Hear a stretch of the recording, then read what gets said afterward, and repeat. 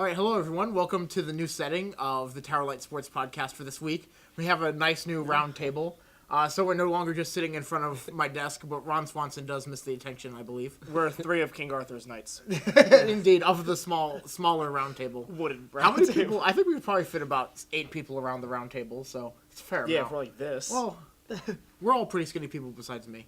So today we only have one topic to talk about. We're just going to do a recap of the CAA Tournament. Not else really going on this week in sports besides more regular season NBA, and then you got NFL free agency. And the Caps losing. They just continue to lose. Yeah, it's bad. Not even much to say about the Caps besides the fact that Adam Oates will probably be fired at the end of the season, I in my kind opinion. of hope so. Yeah. So we're just going to cover the CAA basketball tournament today, plus Towson was in it, obviously, so kind of a big deal. Just public service announcement. We won't be here next week on account of spring break. Yeah. So, Yeah, I forgot.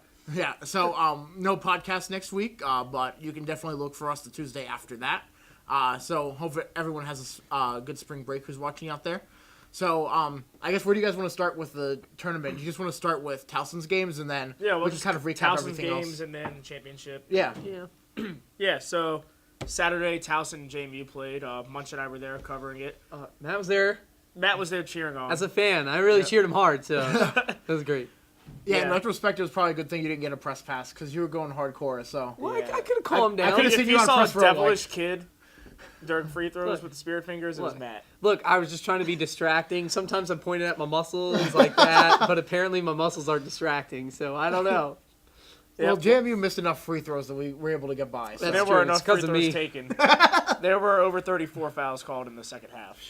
That Yeah. was sitting on press row in the leather chairs. Nope. With the lights right there just beaming down on you. Nope. I broke a pretty good I sweat. showered when I got back. That's Yeah. how gross it was. So Yeah, it's thank pretty you, gross. second half. So thank you, referees, for making the second half go like an hour and 45 minutes on its own. Making it very unenjoyable. So, yep. Sorry, wow.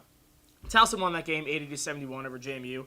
JMU's guard, Andre Nation, who was supposed to be suspended for it, just happened to come back for it. Good school officials right there. Really cracking down on the academics. Yeah, like, it was kind of back and forth. It was a good first half. Definitely an entertaining first half. Yeah, and then the second half, their longest streak or stretch without a free throw was 77 seconds. In the or foul second half. called, So that's, yeah. Yeah, it was pretty rough. If you're a fan of free throws, that was fun to watch. No, well, not really, though, because Towson missed a lot of them. I think they ended up Yeah. shooting 57% for the game. it was 64. Oh, okay. So a little bit better than I thought, but still, if you like seeing made free throws, I don't know if that was the game for you. Yeah. 4, McGlynn led all players with 21 points, and then Jarrell had another double-double with 18 and 10. Mike Burwell scored 17. He actually scored 17 in both games. Scored 17 on Saturday. Then Andre Nation happened to score the most for JMU. Surprise, surprise there. But where Towson really won was limiting Andre Semenoff. I know the refs kind of helped out, too, because he was in foul trouble, but he only scored 6 points and only grabbed three rebounds, and he fouled out. Was it 4 players for JMU fouled out? It was 4 yeah, players. I think it was 4. JMU had 4 players fouled out, so that was good. 3-point shooting was good. It was 56% from the game for Towson. You guys want to add anything? It was Towson was kind of winning by close to 10 the whole game. I think Towson was like lead. I don't think Towson ever lost the lead, did they? No, because it was up at like 10 almost at halftime. JMU led by 2 Oh, okay. with 17-74 remaining in the first. And Oh, okay. Okay. Towson got up by 15 with 10 minutes left. Yeah. They definitely never looked back after that lead then. Yeah, it was kind of, it's what you would expect, except for all the fouls. That was... There was kind of a scary moment in the second half where you thought that JMU might be able to make a run back just because Towson just wasn't making their free throws. Yeah, they cut it to It's, I should say. 6, Sorry, I that wanna was say. incorrect AP style. They cut it to 6, and I think it was like 70-64 or something like that. And then JMU started getting excited. Like, all 3 fans were jumping up and down. Oh, and then, shots fired. Sorry, Shots fired. Sorry. There was one part. Keep going. We gotta talk about something. And the band started playing.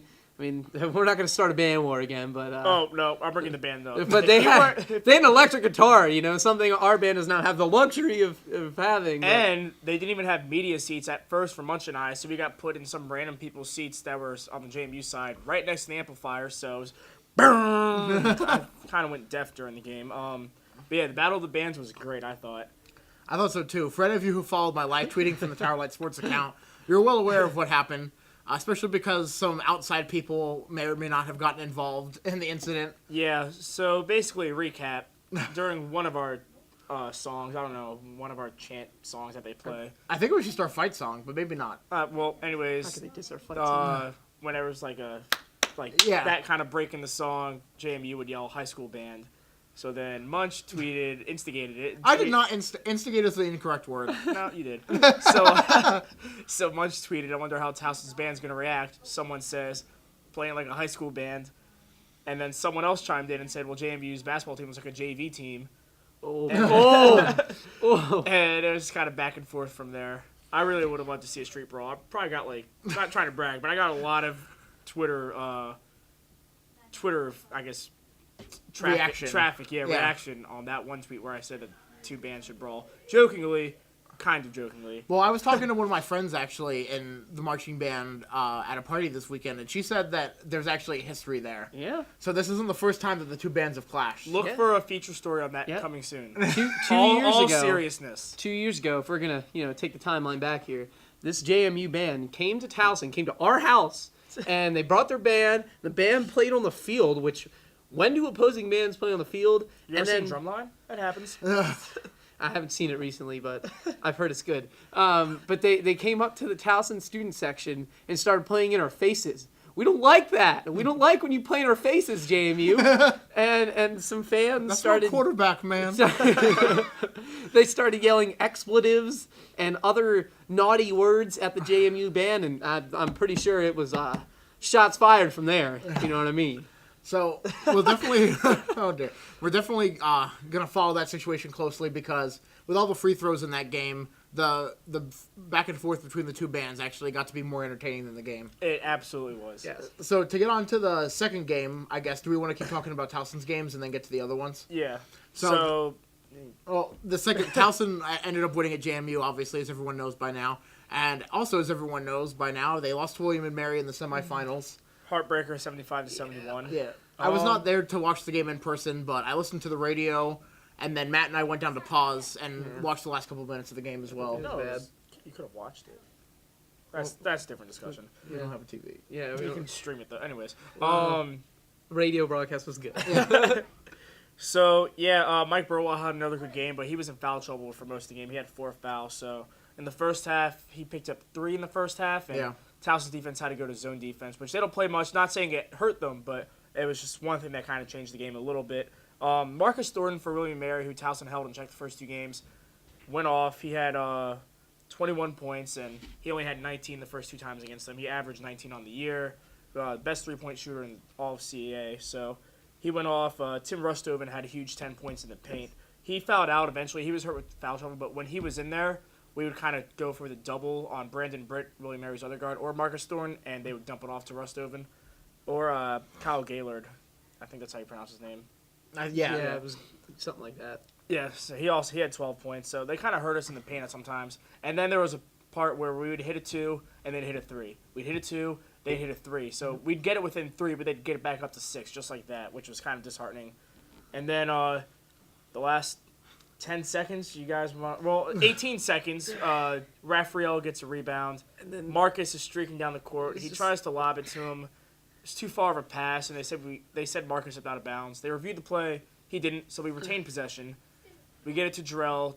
There's an isolation play drawn up, and Jarrell goes in. Everyone saw it was coming. You had all the William Mary defenders in the paint, and Scary wanted that play, so Jarrell drove and lost the ball out of bounds. And then Marcus Thornton hit the game-sealing 2 free throws when we had a few guys standing on the perimeter. I mean, you can always go back and say, oh, well, they could have done this differently. They could have done that differently, but that's the play. After the press conference, Scary said 100 out of 100 times they're going to go with that play, which I don't want to question Scary. He's a college coach. I'm a college student. But Mike Burwell was playing well the whole game.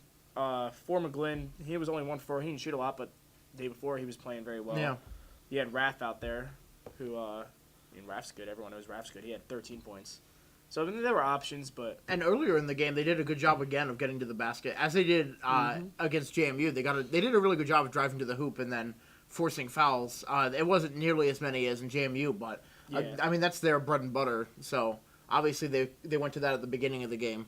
Yeah, and, Yeah, I mean, Jarrell also could have gotten fouled, but William Mary did a good job. So I can see why they'd want to drive if he gets the foul. He has 2 free throws. He's a pretty good free throw shooter, so that could have tied the game up with 5 seconds to go for William Mary. Who knows how it would have gone from there, but just missed opportunity at the end that really hurt him. Yeah, I agree with you that obviously there's a reason why I'm not a basketball coach, and the reason why I'm not a basketball coach is because I think it's football. But but there's a reason I'm not a college basketball coach. But I do kind of wonder why you run that specific play with Jarrell, because he caught the ball on the inbounds and then stood with the ball for like 3 seconds and then drove. Which I can understand wanting to get it into Jarrell's hands because he's the best player on the team. And like you said, there's a good chance of him getting fouled and then making the 2 free throws. But at the same time, I think you either have to consider kicking it out, because literally all 5 players for William and Mary essentially like surrounded Jarrell when he got to the basket. Yep. And I understand like that Jarrell's orders probably going into that play was you go to the basket and try to score. So I'm not blaming him. I'm just saying that in the huddle before that, I think that you have to consider some sort of other play call. Yeah, I don't know. The play that it was designed, I mean, we've done that play, or ISO at least, with Benjamin many times. Yeah, it's either Jarrell or Raph. Sorry, that's cut you off, but yeah, it's Jarrell or Raph. They always use that isolation play. Yeah, and I mean, it's worked. I don't want to say most of the time, but it's worked a good amount of times where he would just go in, get fouled, and he would do it like 3 straight times, and it would lead us to wins. This time it was just, I mean, everyone knew it was coming. And that's not necessarily a reason not to do it, but it is a reason to think, since the entire William & Mary defense is going to close in on Jarrell, maybe kick it out. You have Ford McGlynn, who's one of the best 3-point shooters in the entire conference, out there. You had Burwell, who was shooting well. I'm not sure if Guthrie was on the floor or not, but I can't remember. But it was such a blur. he had options out there to kick out, and I don't know. Because he drove twice. He drove twice in the last, whatever it was. Yeah, he got called for traveling with a minute 5 seconds. Oh, I forgot about the travel. The minute 5 seconds left, he got called for traveling, and then... Mm-hmm. And one of those 2 times, I would have liked to see him kick it out. I think that would have been something that would have thrown William Mary off guard and would have been able to give us an open shot. He was never going to get an open shot, but he could have drawn a foul. I mean, it could have worked either way. Who are we to second guess? Yeah, hindsight's always 20/20 yeah. too. So if he had drove and made it, then it would have been like, oh, that was the best play call ever. Yeah. So, Yeah. And also, other random note from this game, yesterday, Deadspin actually posted a story about Jarrell saying They posted that Saturday. Oh, was it Saturday? Mm-hmm. Oh, okay. I guess JMU game. I must have just saw it. I probably just they probably reposted it on yesterday. So Deadspin has the story up right now though that you can check out about Jarrell, and they actually call him the most versatile big man in the league, or in the country. Yeah. Yeah. So it was an interesting read. I read through the whole thing if you want to check it out. But they're essentially saying they were sad that Towson wasn't moving on at all because they wanted to keep seeing him play. Yeah. I mean, just about the game in general, it's one of the most entertaining games that I've been to this year and that I've actually just watched in general. Both teams shot over 50% from the field and from 3. So if you're a fan of offense, Sunday's game definitely had it. And going on the championship game on Monday, Delaware and William Mary, that first half was very offensive. Yeah. That was a lot of fun to watch. You want to talk a little about that? Yeah, I mean, in the first half, I managed to watch. I missed the first 10 minutes. So you missed. That's when Marcus Thornton was. Yeah. I missed the first 10 minutes of the game. I was at Chipotle. But after that, I got home, watched the rest of the game. So I did, but obviously the announcers were still talking about him going off, so I was aware that it had happened. He had 9 of William Mary's 18 points to start the game. Yeah, so he picked a good time to start turning up. Well, at least against Towson, he was really good most of the CAA season, except for against Towson. And there he goes, dropping 21 against Towson, and then I think he had 22 last night. Yeah, and then 22. On Saturday he had like 16 or something like that. Yeah, so he picked a really good time to turn it on, and I mean that's what good players do, especially players like Marcus Thornton. He's gonna hit his shots, and he came up at the big moments. Even against Delaware, he had a big game, and he. Other than the last shot, I mean, if he had made that last shot, we'd be talking about Marcus Thornton and how amazing he was. But, I mean, he was great in the championship games. So. Yeah, Ron Thompson during the broadcast last night, was saying how he, besides Jarrell, is the most fun and entertaining player to watch in CAA and probably the best one because he can really just get a shot off whenever. I've been on him all season saying how he, in my opinion, is the second best player in the CAA. I think he's going to win Player of the Year next year if he stays healthy because he's only a junior. But he can get a shot off anytime. He can drive the ball. Now he's passing the ball a little bit more this year. saw him play last year a little bit too. So yeah, he played well, but Delaware they're just too stacked. They had Jarvis Threet, who won the CAA Tournament MVP. Carl Baptist, probably their most improved player, their forward/center. He had 24 points last night on 9 of 11 shooting. Carl Baptiste. Baptiste, sorry. Because if we're going to keep with the French, sorry. French accent, Sorry, Baptiste. I said Baptist because it's a joke. Zach Maskovich calls him Carl the Baptist. Oh. It's simple, but it's very clever. Yeah. It's good. So he had 24 points. He was probably the main reason Delaware won last night.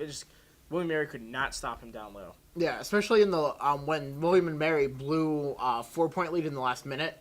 Baptiste was a big reason why. Yep. And Delaware Rustover didn't he foul out in the championship game? I think so. He had 4 fouls yesterday. Oh, okay. He had 16 points on 8 of 10. Well, that still maybe going down as time ticked down. It was probably tougher for Rustover to defend Baptiste because he had the 4 fouls and he didn't want to go out. But Baptiste is a beast, especially in the last play. They were talking about, I think it was Usher. They said they wanted to get the ball to Usher, and Usher said, no, let me give it to Baptiste, and we're going to win this game. They drew the play up, threw it into Baptiste, and then laid it in for the game winner. Yeah, I missed the second half of the game, but it seemed really, really fun to watch. If you guys want to talk about it. I saw the last play. I saw Marcus Thornton barely miss that shot. Yeah, I mean, it was really fun basketball to watch for just basketball fans in general. I didn't really have a rooting interest, although I am going to follow Delaware in the tournament now. They're like if they get the right matchup. Yep. They can win a first-round game. Yeah, they can win a first-round game, definitely. And Joe Lenardi, most of the season was projecting Delaware somewhere like 13 and 14 seed. I'd say 14 seed would be tougher, but if they get a 13 seed and they get a 4 seed in that first round, they got some firepower on offense. I could see them pulling an upset pretty easily, but they have to get the right team. 3 good guards with Usher, Sadler, and Threet. Baptiste down low. They have Kyle Anderson's not bad, their other starter. And then you have Marvin King Davis is really good off the bench. In my opinion, he's pretty good. He only played 4 minutes, but he did some damage in the 2 games that we saw. Saturday's and Sunday's game. You weren't at Sunday's game, but 2 games I saw this weekend. He was pretty good. But the second half was really entertaining to watch. Thornton almost came up with the game winner at the end. Like the Jarrell play that we were just talking about. I don't know the name of William and Mary's coach off the top of my head. But Shaver. Something Tony Shaver. Yes. There you go. I just thought that was a peculiar play call as well because they had a time. Well, yeah, they were coming off a timeout and they knew that they wanted him to take the last shot of the game, so they were going to win or lose the game on that possession. And the play call was for Marcus to bring it up the court, and then he was looking for a shot and couldn't find one. So then he threw up a 3 with like 2 guys around him. So I just thought that was like a kind of a peculiar play call as well. I mean, he's their best player, so you want him to take the shot. He has made that shot like all year though, because they were on a lot of TV games on Saturday, so I'd watch them because if you couldn't tell, I'm a big fan of Marcus Thornton. Yeah. So I would watch to see him play, and he's made that shot all season. And I mean, they almost went in too. Yeah. They probably could have had a better shot, maybe set a screen for him, but I mean, at the end of the day, it's the shot they want. Yeah. I'll give you credit. You believed in him all season. It's like, Marcus Thornton, that's my boy. And then, you know, he had 2 pretty bad games against Towson in the regular season. And we're like, oh, Marcus Thornton, he's not that good. And then he tore up Towson and then did really well against Delaware. So he backed Jesse's talk up there. But, I mean, that play he did plenty of times against Towson where he would take the ball up. I remember one specifically. It was the last couple of minutes. He got by Burwell, and then he had Parker Rivera on him, and he just kind of ran right up to Parker Rivera and then kicked himself back and shot a fadeaway and drained it right in his face. So it's just those types of plays, it could go either way, and for Thornton and for Benjamin, it just happened to not go in. Yeah. Delaware was a team of destiny, I suppose. Yeah. I mean, they were the best team in the tournament. They were. So Yeah. I think that even if Towson had moved on to the championship game, I don't know if I would have picked them to beat Delaware in that game. You did in our Well, podcast. I know, last but week. that was before seeing Delaware play. Oh, you had never seen them. Yeah, Jarvis Threet, man. He was suspended when we beat them. Yeah, and I had seen them play. Like when he comes back, it's gonna be a lot tougher to beat them again. Yeah, And this man is not the tallest. He has bounce. This guy can slam it. Mm-hmm. And he got CAA most MVP for the tournament. So. yeah. So, anything else you guys want to talk about the specific tournament? The only other thing I wanted to talk about was Towson from here for the rest of the season because We can go with that. Okay, so the last thing we just wanted to talk about, Towson season isn't technically over yet, because they're probably going to get an invitation to the CBI. I was reading they have a shot at the NIT because of CQ Arena. It's a solid venue to host because I think College Park is hosting the first 2 rounds of the women's NCAA tournament. Mm-hmm. So CQ is a viable option for the area, for the NIT at least. So that is probably our only chance of going to the NIT because we don't have many non-conference strong wins. We have Temple, and I mean we had a tough non-conference schedule, and almost all of them were on the road. So yeah, but I mean the CBI. I mean it'll be nice to see Towson play a couple more games before the end of the season, especially for Jarrell, because he's obviously our player, I guess, with the most upside in terms of possibly getting drafted in the NBA. I don't know what I would put his chances at right now, but even if it's not by the NBA, somebody else professionally that he could potentially find a career with. So I do feel good about that at least he'll get a couple more games to be able to show off his talents. I'd like to see Marcus get the chance. He's been here for it all. Same with Mike. Mm-hmm. And just you got to feel for the seniors. Yeah, especially the ones that were there for the 1-31 season. So Marcus and then Mike and Raph. Yeah, and that's what Scary said in the press conference. He said we're definitely playing in a tournament because for Towson it's not like it is for like say Maryland where they say CBI we don't want to play in that, we just want to end our season. For Towson it's like let's keep our season going as long as we can because you never know when you're going to get the chance to do this again. So it's going to be interesting if we get the CBI. I mean I don't know who plays in the CBI. It's just a bunch of 16 teams. Yeah, it's a bunch of like you're competing for the 115th spot in the country. Yeah. By the time you add everything up, you got that. But if we win that spot, we are going to be proud Towson fans. But it'll be a bunch of kind of lower. There's a couple lower tier big conference teams, and then there'll be like maybe middle of the pack or higher up mid major teams. So maybe they can play Virginia Tech. Virginia Tech's definitely. No, they only have 9 NIT. wins. Telling you, They Maryland can't and even make Towson. the CBI with 9 wins. Yeah. Hey, maybe if they make the NIT, they'll play Maryland. What if they could host Maryland? That'd be That's what I'm entertaining. saying. If they host Maryland at CQ Arena, I'm gonna have to strip my Maryland fandom for the day. That'd be very entertaining. NIT organizing panel, do it. Well, Make actually, it. I can't have any fandom because I'm covering the team. So, But I actually though the NCAA would be smart because they would get some pretty big attendance to that. it would sell out like Yeah. So Let's if do you're, it. If you're out there watching, NCAA commissioner, that. At NIT, whoever is in charge of your yeah, tournament, I don't even know. I don't know either. He's out there somewhere though. Mr. NIT. Mr. NIT. So anything else you guys want to add, or you want to wrap it up for the day? I think that's good. All right. Hope you all have a splendid spring break. It's my mom's birthday, so Heather, happy number 52, Ray Lewis, baby. Oh, you're not supposed to tell her her age. Oh, shoot, you're not a day over 18. You're not a day over He 18. turned 25. He reversed the Yeah, numbers. sorry, dyslexic. Or is that what they... Yeah, Yes, I think that's the okay, word. good. Whew. Matt will soon learn. Okay. I'm sorry, Mom. Well, thanks for watching, guys. Also, Brown signed Dante Whitner. So Nobody cares. I'm holding on to that little glimmer of hope. All right, have a good See spring this break, shirt? I don't guys. think the Browns have any type of these shirts. All right, maybe one day. All right, Yeah, have a good but- spring break, guys, and we'll talk to you in 2 weeks.